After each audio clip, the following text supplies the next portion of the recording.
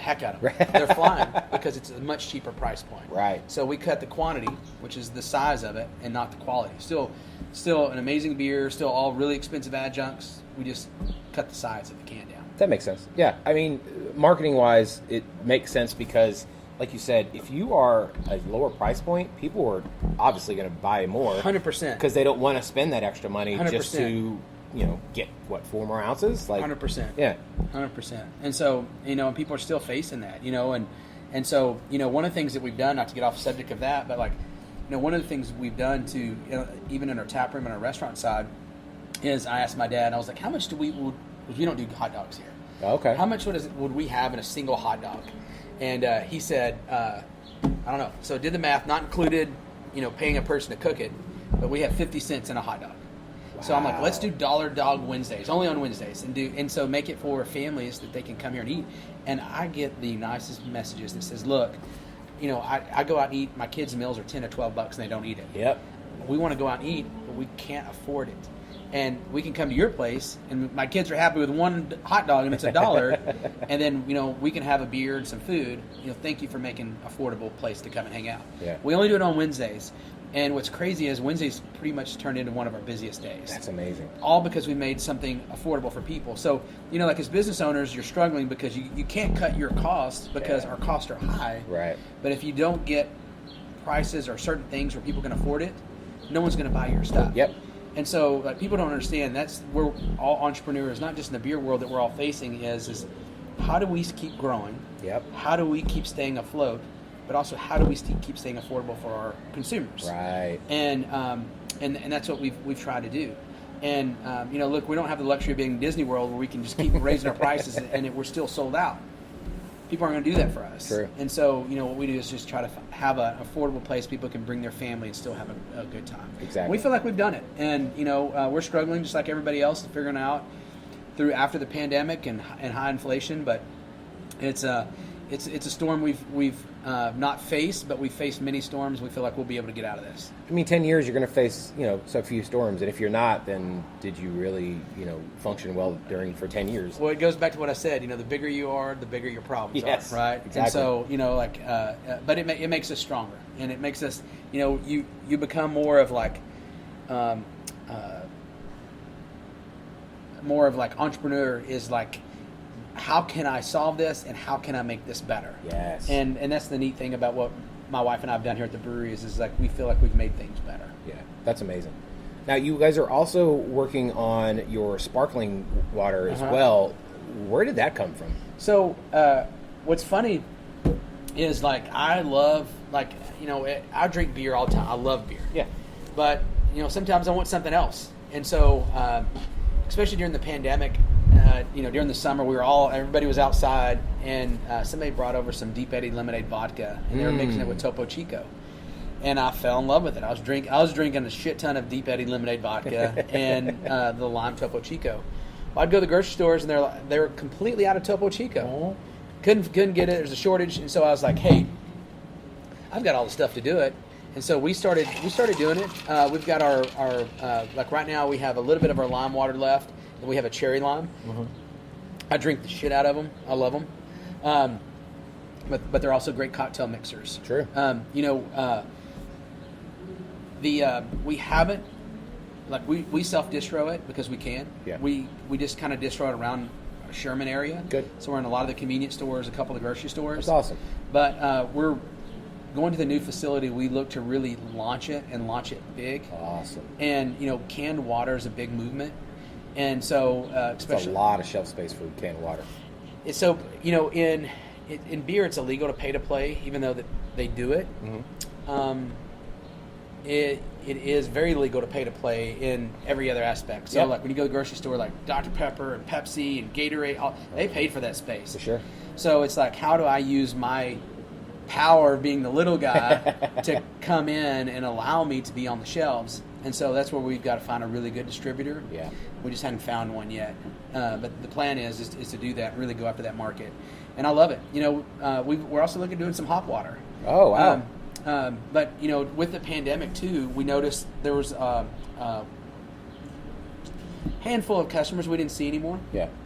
And I'd run out to them, "Pug, where have you been?" And they're like, "Dude, I drank way too much during COVID, and I no longer drink."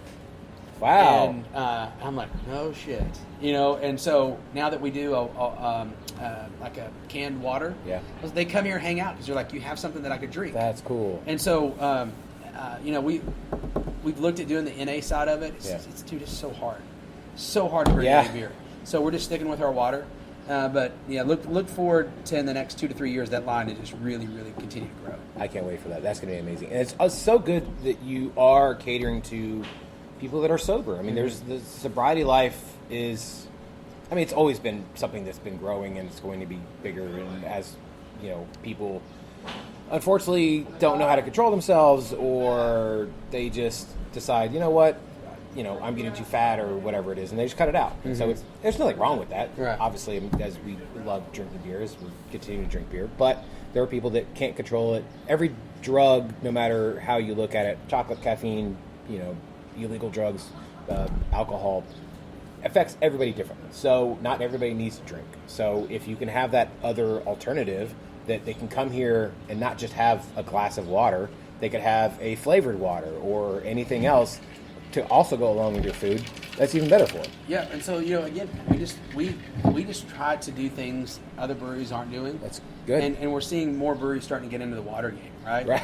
Because at the end of the day, like Liquid Death, everybody loves Liquid Death. And Liquid Death is one of the coolest things that I'm surprised nobody thought of before this, because those displays look amazing. If you're at a concert or any sporting event, you still look cool because the design's super cool on there. Like, oh, it's a Liquid Death, and you're like, oh, it's water? Yeah, that's how. And so, I thought it was an energy drink for the longest time. But at the end of the day, how do you not be hungover? Is drink water, right? Yeah. And so, it's a Stay good hydrated. It's a good mixer between the two. Now, going back to starting this new location, what have you learned going through a new build process? Because this one, the location we're in now, or you're in now, you didn't have to build it from basically the ground up. You had to just kind of redo the inside a little bit. What have you learned going through the whole new build process?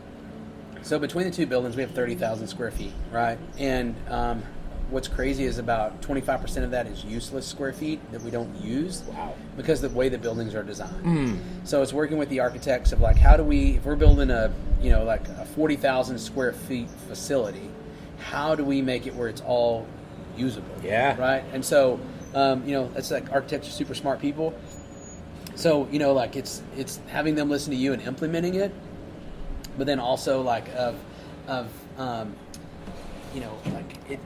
get scared because it's also to the point to where I feel like I'm doing everything wrong, or I'm scared what I'm going to do is trendy today, but it's going to be shit tomorrow, right? And so I make a lot of second guesses on, should we build the brewery to look like this? Right. Should we add this? Should we not? So that's why I'm excited now doing it in phases, because I may change my mind, and that gives me time to change my mind. Yeah. But yeah, we've got a really good architect. We've got a really good group of people that are helping us through that building part of the process. But if I give anybody any advice, is know you're going to fail and it's okay to fail. Yes. It's how do you continue from it, right? Yeah. So true. That's kind of our mindset right now. That's amazing. Yeah, I'm in the construction world now, and I was in the wine world for 14 years before that as a distributor, and so it's a completely different world for me. It's funny when I go into these new builds, and I look around, I'm like, oh, they're just going to put a wall over that? This is literally why are we not, like you said, utilize every bit of that space you have. Why would you not? Right. Because, again, a lot of this just gets walled off, or when I look at stairs and underneath, they're just going to put a wall around it. I'm like, why couldn't we just put something here? You can even do a little sitting room, or hell, Harry Potter lived under a staircase, so why can't we do something like that? Mm-hmm. And there's well, it wasn't in the plans. I'm like, y'all are fucking up. Yeah. But that's my head where I'm looking at everything, and especially when it's framed out, and I'm like, okay, well, again, we have all these little empty spots that could be something, but we're just going to put a wall over it. So I love the fact that you were like, how do we utilize literally every bit of the space that we are paying the money to get built? It just makes sense. Yeah. Well, we're going to do things wrong, and we're okay with it. It's just everybody does. Yeah. And we're okay with failing. Good. That's amazing. Now, you started this Beer with the Founder on YouTube over a year ago. I think it's fantastic. I've watched as many as I can because they're all super small. They're like maybe a minute and a half or 3 minutes tops. But the evolution of watching that is really cool as well. How did it start, and then when did y'all kind of start putting money into it? Because you could tell the quality from the beginning to what you guys do now, and it's like almost night and day. Well, so we the bad thing is like you do it yourself, and then people come along and they work for you, and then they go in and they move off. Yeah. And so we just recently lost the guy that's been, he didn't die, he just no longer does it. He's no longer with us. Yeah. Well, he just no longer does it. Yeah. Does all the videos, and so what stinks is I don't make videos, and so we don't. The people have said, hey, I noticed on your cans no more they don't have the QR code with Beer with the Founder. And we're like, we're hoping to get back to that.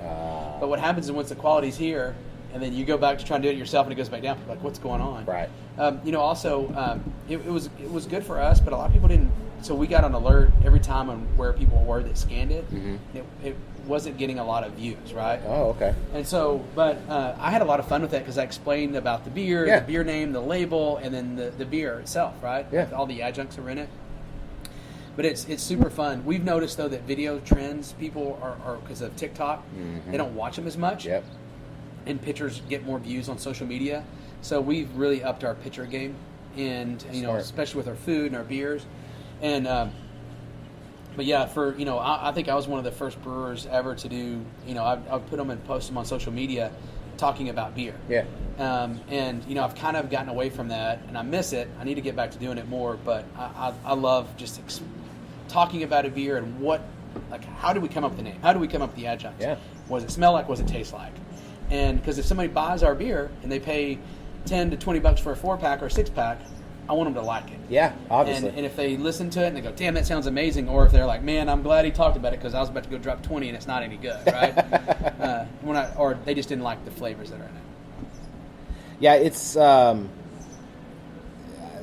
that's one of the things I've loved about doing this podcast is that I'm allowing people to learn more about y'all's story, what you're doing, how you make the beer, why you make the beers, and artwork, names, stuff like that. So I love that you have also picked up on that when it comes to people want to know about this stuff. Mm-hmm. Like, the Last Dance documentary came out at a perfect time during the pandemic where people were already at home. They were, I guess, done with the Tiger King thing. Mm-hmm. So they were like, oh my God, who doesn't love Michael Jordan? Mm-hmm. Who doesn't love his shoes? Mm-hmm. Let's learn more about, all his story arc. So people love that documentary, behind the scenes, all that. And if they can get that with their beer, that's even better. Yeah. Yeah. So, also I'm a pro wrestling fan, so the backside of it is far more interesting to me a lot of times than what's happening in front of the camera. So yeah, I love documentaries. I'm a huge documentary person. I don't know. I love UFC. Yeah, so, same. Yeah. And it's been out a while. I just now watched it. Was the Conor McGregor documentary? I don't know if you've watched it. I haven't watched it yet. No. But it's really good because you can tell that he's really a good dude. He's just putting on talk about wrestling. He's putting on a show because that's what people want to see. Yeah. And when he fought Dustin Poirier and he was being really nice.